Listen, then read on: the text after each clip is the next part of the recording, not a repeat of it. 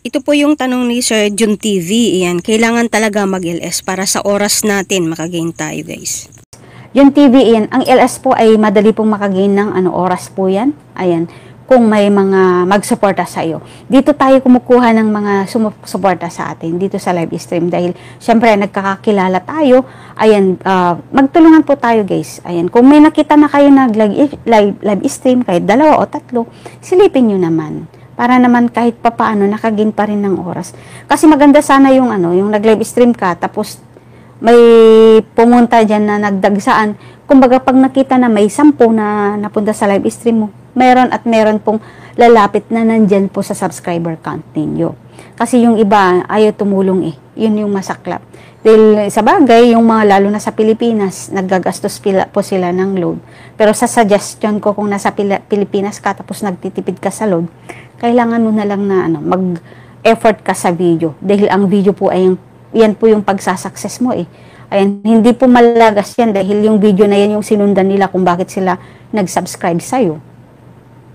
Yun po yung yun po yung dapat na gawin natin. Yung sa video po talaga. Ito po yung mga legit na na subscriber natin, yung mga naghahanap po ng ng mga gusto nilang gawin. Ayan, tulad yung cooking, guys, yan po. Kaya number 1 po is yung yung good quality. Ano nga ba yung mga good quality? Yan po yung mga gusto ng mga viewers natin, yung hinahanap nila sa video. Ayan, halimbawa nagsi-search sila about sa cooking, kung anong gusto nilang iluto. Hindi nila alam kung paanong lutuin. Ganon, nagsi-search sila. Kasi ito pong YouTube is a search engine. Ayan, nagsi-search yung mga tao na meron silang gustong matutunan. Kaya iyon po yung dapat natin na i-vlog. Ayan, meron din yung traveling. Pwede din po. Lalo na yung mga may hilig sa mga travel, yung nagagandahan sila sa mga views. Yan po, kaso lang, yun nga ang mahirap, yung talagang mag-effort ka din yan. Kailangan na syempre maggastos ka pag lumalabas ka. Ganun lang naman yun, guys. At saka kung namasyal ka na rin, okay na rin yun. The best pa rin yun. Depende kung ano yung hilig ng isang viewers. More upload lang. Huwag tayong mawalan ng pag-asa. Tuloy pa rin para magkaroon tayo ng subscriber. At saka lalong-lalo na yung views natin. Kasi yung views, dyan tayo kumikita. At saka yan po yung makuha natin yung requirements ni YouTube.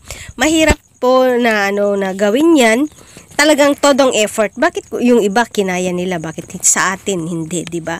Kaya tuloy lang, huwag tayong mawalan ng pag-asa. Sa konting kitaan, ayan, habang tumatagal madadagdagan yan, 'di ba?